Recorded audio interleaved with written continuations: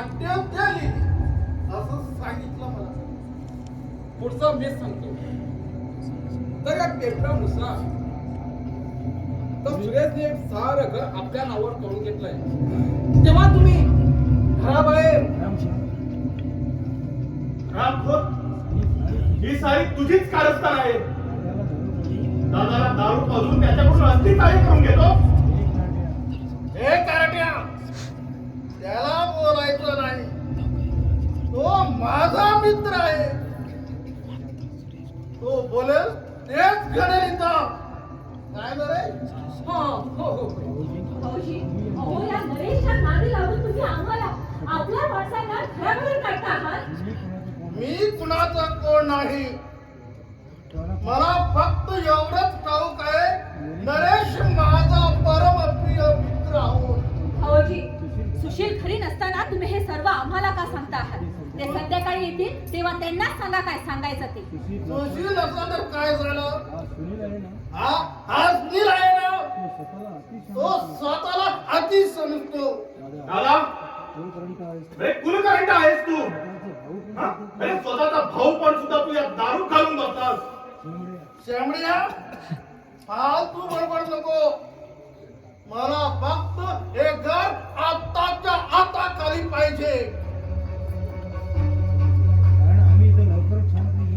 कारण आपण इथे छानपैकी जुगारी अड्डा उघडणार आहोत.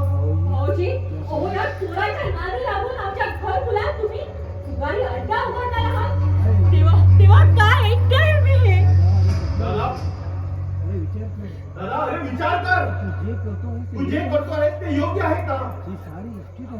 ही सारी इस्टेट आहे म्हणून हा नरेश तुला मदत करतो. खोटं नाटक सांगून आमच्या विरुद्ध भडकवतो. पण जेव्हा तुझी इस्टेट संपेल आणि तुझ्याकडे एक पैसा असणार नाही तेव्हा हाच नरेश तुला उघड्यावर पाडेल. लाट मारून हाकलून देईल तुला. सुरेल, नरेश तो अपमान माझा अपमान. त्याला अपमानाची चाल असती व मनाची लाज असती तर पुन्हा इथं आला नसता. शांत व्हा भाऊजी, अहो शांत व्हा. भाऊजी, सुशील येईपर्यंत तरी आम्हाला इथे घरात राहू दे. अहो आम्ही जर घराबाहेर पडलो तर लोक काय म्हणतील? सुशीलला काय वाटेल?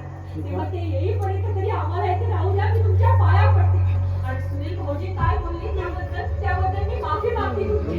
वहिनी तू या बेवड्याची या कुलांगाराची क्षमा मागतेस. तू स्वतःच्या वहिनीला स्वतःच्या बंधूला घराबाहेर काढायला निघालाय आणि तेही एका नीचाच्या सांगण्यावरून अशा या कुलकर्ण्याची तू क्षमा मागतेस. तू ज्या घरात जन्मला लहानाचा मोठा झाला त्याच मंदिरासारख्या घरात जुगारखाना घालायला निघालाय.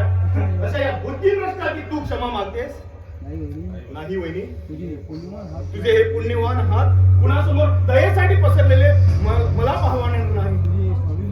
तुझे स्वाभिमानी हात फक्त भैयासमोर किंवा या भगवंतासमोर झुकले पाहिजे. सुनील, दादा मागे हट. जर आमचं रक्ताचं नातं बसलं नसतं तर तुझ्या या दुर्बल शरीराचे तुकडे तुकडे केले असते मी. जाऊ द्या भाऊजी, अहो उगाच वाद घालण्यात काय अर्थ आहे? चला बघू इथे या. पिटू, चल भाऊजींचं सामान बाळ पाहू. चल. नको वहिनी सर, या घर सोडून जाऊ नका. सुरेश भाऊ असं करू नको रे. या देवळासमोर घराची अशी वाट लावू नको. बिटू, आता फार उशीर झालाय. कुंपणात जर शेत खाऊ लागला तर दुसऱ्यांना दोष का द्यावा? वहिनी तू पण तुझे कपडे बांध. अरे या माऊलीसाठी तर तुझा निर्णय बदल. अरे भैया घरात नसताना आम्हाला बाहेर काढायला तुला शोधता का रे?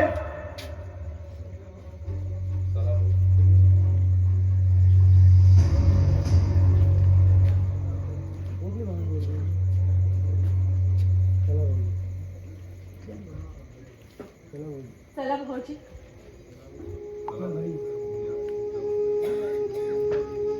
चला भाई, मी आज येतो तुमच्या बरोबर.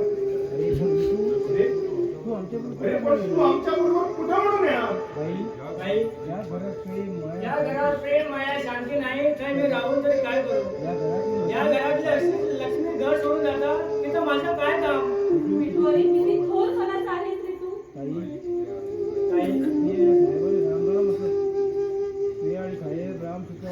आणि साहेब राम सीता असत, भाई लक्ष्मण असत, आणि हो तुमचा सेवक हनुमान.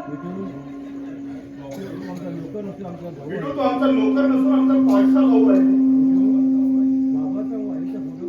विठू आईचा फोटो काढ.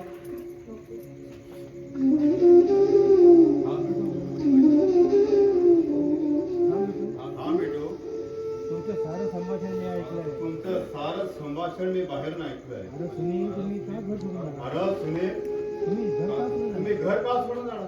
पुन्हा बी घर सोडायची गरज नाही. पुन्हाही घर सोडून जाण्याची गरज नाही. त्याला सामान ठेवा त्याला पण. सामान ठेवा आतमध्ये.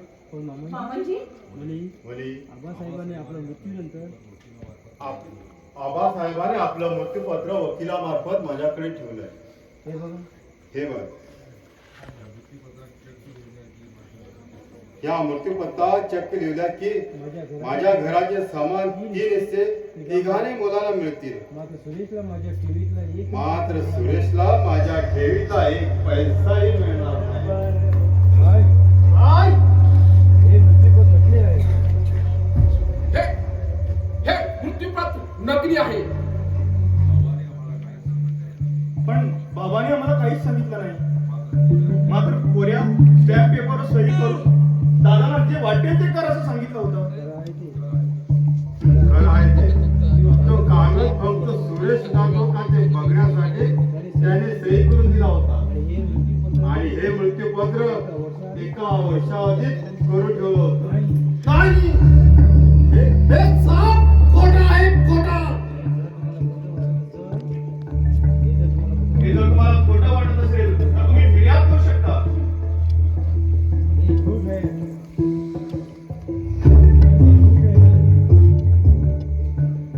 आम्हाला फसवण्यासाठी तुम्ही सर्वांनी मिळून रचलेलं उभार आहे. हे सब झूठ आहे.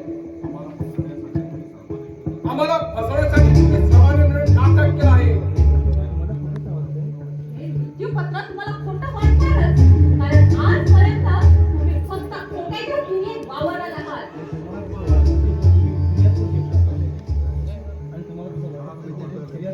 तुम्ही फिर्याद करा ना तुम्हाला तसं वाटत असेल तर. बाजीराव म्हणतात ते खरं असेल असं मला वाटतं. अरे या पेपरचा मोल आता काहीच नाही. आहे की भाऊ बांधायला भाऊ बांधायला उपयोगी पडेल. पाहिला सुरेश, अरे तुझे बाबा किती कपटी होते ते. आलाय का? माझ्या बाबाबद्दल तुझ्या कोणाने एक अक्षर आला तर बघ. तुझे शांत बाबा होते. मला कल्पना आली बाबाच्या डोंगी अपत्य स्वभावची. अरे अरे मला वाटलं नव्हता बाबा एवढे उलट्या कांदाचे असतील. भाऊजी, मामाची ना वाईट खायला तुम्ही तरी कुठल्या पुण्यवान लागून गेला आहात. माणसाने प्रथम स्वतःच्या पायाकडे काय जळतं हे पाहावं आणि मगच दुसऱ्यावर बोट दाखवावं. तो चूप आहे. सारं तुझ्यामुळेच घडलं इथं. दादा, वहिनीला दोष देण्याचा अधिकार तुला पोचत नाही. ज्यावेळी बाबा गेले आणि तू आम्हाला घराबाहेर काढायला निघाला ते त्याच वेळी तुझं आणि आमचं नातं तुटलं. असा डोक्यात राग घालून घेऊ नकोस. शांत हो पोरा, शांत हो.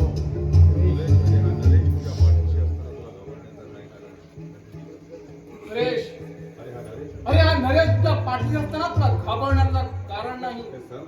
अरे हे सर्व जरी हे चालेल तरी या सर्वांना घराबाहेर काढून तुला तुझा न्याय मिळवून देणार आहे मी. चल.